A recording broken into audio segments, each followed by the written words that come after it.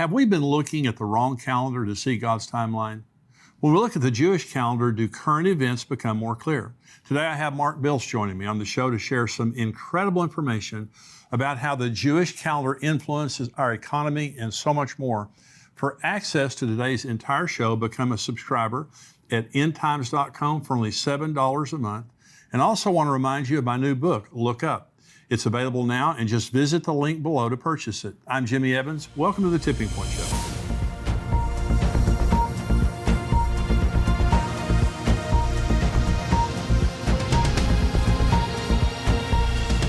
Welcome to the Tipping Point Show. I'm Jimmy Evans, and I'm honored today to have joining me again on the show Mark Biltz. He is the founder of El Shaddai Ministries in Washington State. He's a best-selling author of many books, including Blood Moons, which brought incredible revelation to the church about the world in the end times. He's also a well-known and popular commentator on the biblical feasts of the Lord. Mark always brings a fresh perspective on Bible prophecy in the end times, and today we're going to be talking about his book, God's Daytimer. And Mark, it's great to have you here. Oh, it's so great to be here. All the way from Washington State, that beautiful place up there. So it's good to have you here. Well, thank you, Jimmy. It's so great. Well, you've got so much incredible revelation. Now, I mentioned the book Blood Moons, and we're going to be talking about that some. But I remember that just shook the entire church world. I mean, when you read in Joel 2 about, the moon turning blood and, the sky growing dark and all that, the sun not giving its light, you brought new meaning to that because we didn't realize it was talking about lunar eclipses. So it was a phenomenal revelation. So we're going to talk about God's Daytimer. And let me just begin by asking the question, why is being on God's calendar so important? Well, I think one of the main reasons, if you're familiar with, everyone's familiar with 1 Chronicles 12:32, to be like the sons of Issachar who understood the times. Right.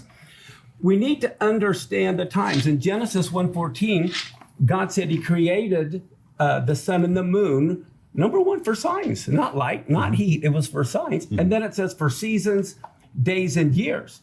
Well, here's the thing. We know we're not going to use the Mayan calendar. That kind of everyone was scared about that. We're not using the Muslim calendar. It's based only on the moon. We're not to use the Gregorian calendar because it's only based on the sun. Right. And Genesis 1:14, God said we are to use the sun and the moon. And so the biblical calendar is what God uses. And then what the problem is our English. When we hear the word seasons in Genesis 1:14, we think of winter, spring, summer, fall. Right. But the Hebrew word is moed, which means an appointed time. So God has appointed times on his calendar for when he's going to intersect with human history. Right. They were also called holy convocations, the festivals, which literally means a dress rehearsal. Wow. Now, do you want to be at the wedding of the Messiah? I do. Then we need to be at the dress rehearsal. Do you want to be at the coronation of the Messiah? That's right. Then we need to be at the dress rehearsal. Yeah. We need to understand those things. So it's phenomenal to me when you understand even Messiah's life, all the things that happened. One of the most horrible things that affects marriages is to have a child die. Right. Oftentimes there's a divorce or something happens when the child dies. And that's the most horrible thing to happen.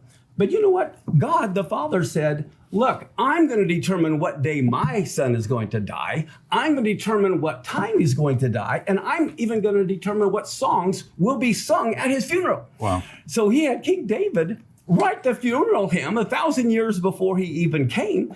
And then from Moses all the way to Messiah, every year they did the dress rehearsal of killing the Passover lamb. And that's when he died, was on Passover. Now, you remember in the Gospels, it talked about they sang a hymn before they went over the Mount of Olives. Yeah. I know the words to the song they sang. What is it? It's Psalms 118, the Hallel. Psalms 118 is the final song on every Passover. Wow. So right before he was betrayed and rejected, what are the words? Some of the words in Psalm 118? This is the stone the builders have rejected. It's going to become the headstone of the corner. Wow. And then the following morning, they sing Psalm 118 3 times on Passover. At 9 in the morning, the time of the morning sacrifice, at noon, and then at 3 in the afternoon. Wow. So what happens? At 9 in the morning, and Josephus says there were 1 million Jews that came during the time of the Messiah. Yeah. And so there's a 1 million member choir all singing Psalm 118 at 9 in the morning. And what are the verses they're singing? Here Yeshua is being tied to the cross. Wow. He's being bound. At the very moment, the high priest is binding the Passover lamb to the horns of the altar. And then what are they singing? The last verses of Psalm 118 is, bind the sacrifice to the horns of the altar. So Yeshua is hearing all these people saying, bind the sacrifice at the very moment he's being bound, at the very moment the Passover lamb is being bound. And then at noon, think about this, that's when the lights go out. The sun turns to darkness. Right. And I can just see all the Jewish people, a million of them, all of a sudden, well, they don't need their hymn book anyway. But here Messiah is now up on the cross. He's lifted up between heaven and earth. Well, they're singing Psalm 118. The right hand of the Lord is lifted up. The right hand of the Lord is exalted. And then at 3 in the afternoon, what happens? This is the very moment the last Passover lamb for the nation is slain. It's the very moment Yeshua is slain, and they're singing Psalm 118. This is the day the Lord has made. Wow. And that's incredible. Well, yeah. What are the odds? But you're saying the calendar, God's calendar, determines those things. Everything that happens that's significant happens on God's calendar. Just like and this was important to think about. Do you believe God's the same yesterday, today, and forever? Absolutely. If he fulfilled all the spring feasts to the day, to the hour, he died on Passover. He was buried on unleavened bread. He rose on the Jewish feast of first fruits. And then Shavuot, or Pentecost, most Christians don't even know the Jews have been keeping Pentecost for 1,500 years. Right. And what did Peter say? Well, these guys aren't drunk. It's 9 in the morning. That's the time of the morning sacrifice. Yeah. So even it happened. Well, if God's the same yesterday, today, and forever, if he fulfilled the spring feast to the day, he'll fulfill the fall feast to the day. Right. And they have to happen in order. He can't rise from the dead until he died. Right. And he's not going to, So the time that we're living in now, we have not seen any of the fall feast fulfilled yet. They all are fulfilled a little bit partially. Right. What I mean by that is most Gentiles look at things linear. In the Jewish view, it's more like a slinky. Think of it as you repeat circular, but it's at another level. So you see it differently.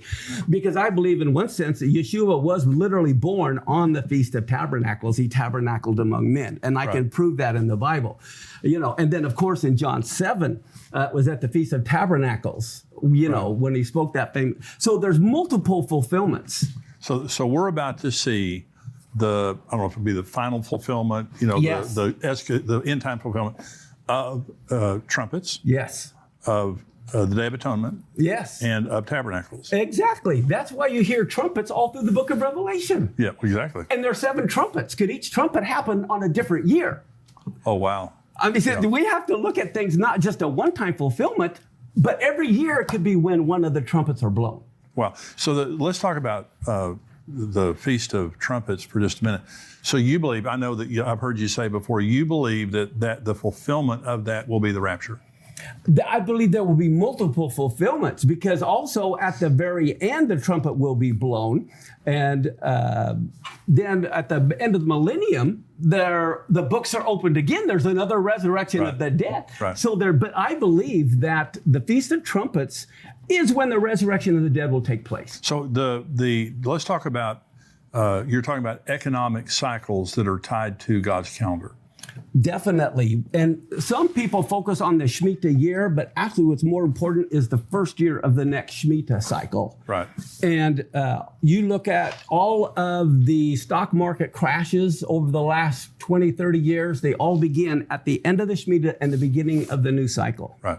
So this would be, now we're living in right now a Shemitah year. Is that correct? The Jubilee year. Jubilee year. Last year was the Shemitah year. And this is Jubilee year. This is the Jubilee year. And what do you think is significant about that?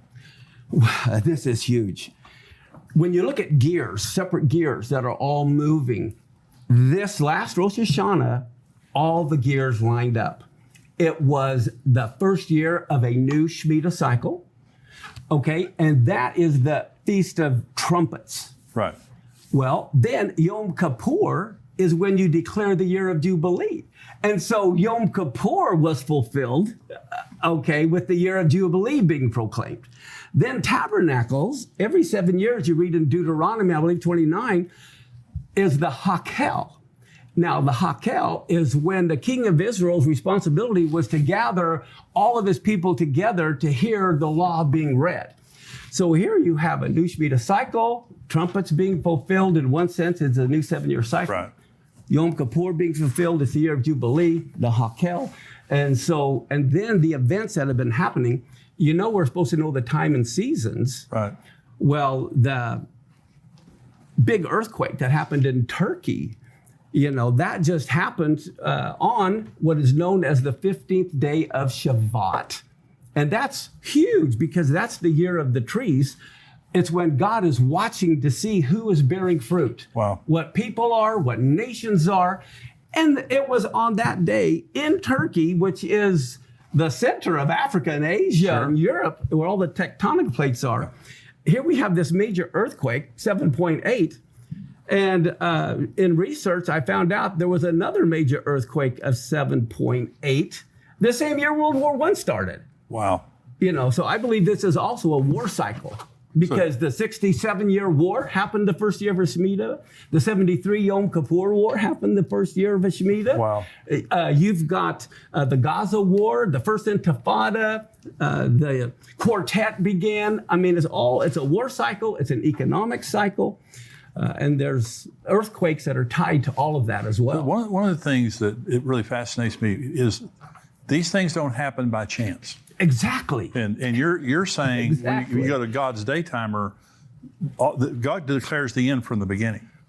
Oh, you got it. Yeah. Yeah, that is the key. He declares, we don't have time to really show it on this show, but I can show you in Genesis 1:1, the first word declares everything that happened from the beginning in Hebrew. The very first word of Genesis 1:1 tells you all about the Messiah going to die.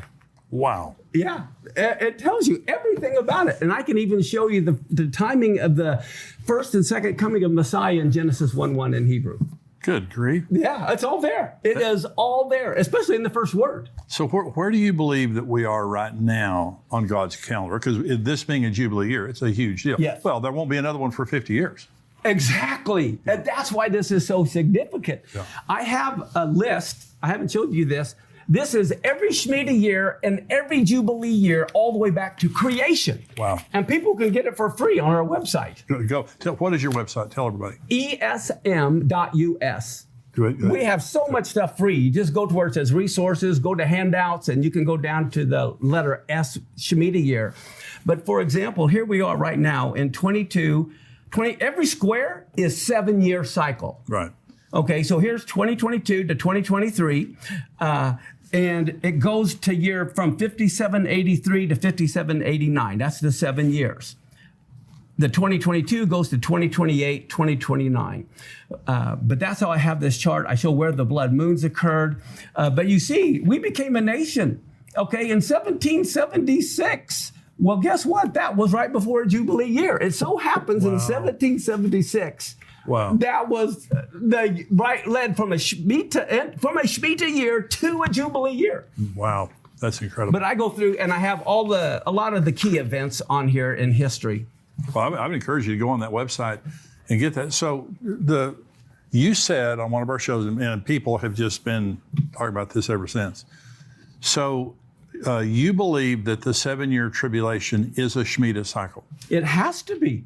If you remember, back in Leviticus, God commanded Israel to every 7th year, they had to set people at liberty. It was an economic. Right. See, this is where we get our 7-year bankruptcy law from. Right. Okay. That's right. It was an economic reset every 7th year.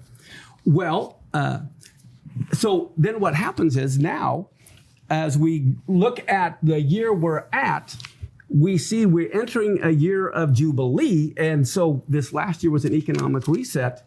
And in the book of Daniel, we know Daniel was Jewish, right? Right. Yeah. So he talks about 70 weeks. And they're 70 weeks of years, where we get the 490 from. Right. Well, if it's 70 weeks of years, Those are all Shemitah weeks. And the whole reason they went into captivity was because they didn't let the land rest the seventh year. Yeah. And 70 times 7 is 490. So, but that's why they had to spend 70 years in captivity so the land could catch up on the rest. And so we realize that is a Shemitah week. And therefore, it has to begin the first year of a Shemitah cycle. And we are right now in the first year of a Shemitah cycle. So I believe if the tribulation doesn't start this year, it can't start for 7 more years, which also gives us a relief after this year. We know we've got 6 more years of work to do. Right. We have much more from Mark's interview, including what he is seeing in the current birth pangs that are happening in the world and connections between earthquakes and the rapture. To become a subscriber, visit endtimes.com and join us for only $7 a month. Along with the rest of today's interview, you'll get access to all of our End Times articles, shows, and teaching. Join us at endtimes.com today.